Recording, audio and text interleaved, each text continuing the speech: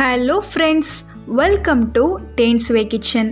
இன்றைக்கி நம்ம கிச்சனில் இந்த கோடை காலத்துக்கு தேவையான முற்றிலும் குளிர்ச்சி நிறைந்த கேரளா ஸ்டைல் குலுக்கி சர்பத் எப்படி செய்கிறது அப்படின்னு பார்ப்போம். கேரளாவில் இந்த குலுக்கி சர்பத் ரொம்பவே ஃபேமஸ். முற்றிலும் புதுமையான இந்த கேரளா குலுக்கி சர்பத்தை செய்யலாம். வாங்க கிச்சனுக்கு. இப்போது இந்த மாதிரி ஒரு பவுல் வச்சுக்கோங்க. இதில் கரெக்டாக 2 டேபிள் ஸ்பூன் சப்ஜா விதைகள், அதாவது பேசில் சீட்ஸ்ன்னு சொல்லுவாங்க, அந்த சப்ஜா விதைகளை சேர்த்துக்கலாம். சேர்த்துட்டு அது கூட 1/4 கப் தண்ணி சேர்த்துக்கோங்க.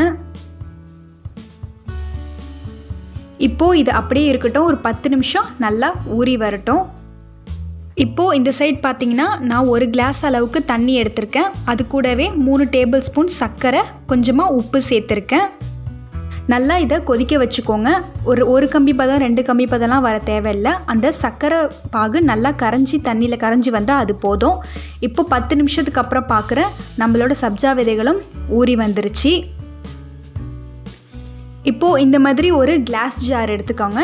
நீங்கள் கிளாஸ் ஜார் இல்லைன்னா பரவாயில்ல, நீங்கள் சாதாரண பாட்டில்ஸ் இருக்கும்ல, அதை கூட நீங்கள் சேர்த்து இந்த குலுக்கி சர்பத் செஞ்சுக்கலாம். இப்போ நான் கிளாஸ் ஜார் எடுத்திருக்கேன்.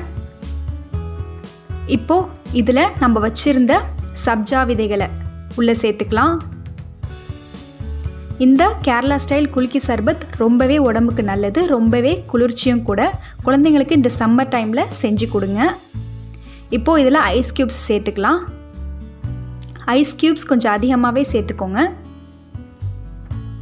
சேர்த்துட்டு அது கூட நம்ம வச்சுருந்த சர்க்கரை பாகு அதையும் சேர்த்துக்கலாம். சேர்த்துட்டு இது கூட பார்த்திங்கன்னா 1 லெமன் நான் புழிஞ்சு விட்டுருக்கேன். நீங்கள் உங்கள் புளிப்புக்கு தோந்தா மாதிரி 1லேருந்து 3/4 லெமன் கூட நீங்கள் புழிஞ்சு விட்டுக்கலாம். இந்த மாதிரி ஒரு லெமன் ஸ்லைஸும் சேர்த்துக்கோங்க. அது கூடவே ஒரு பச்சை மிளகா இந்த மாதிரி கீறி விட்டு சேர்த்துக்கிறேன்.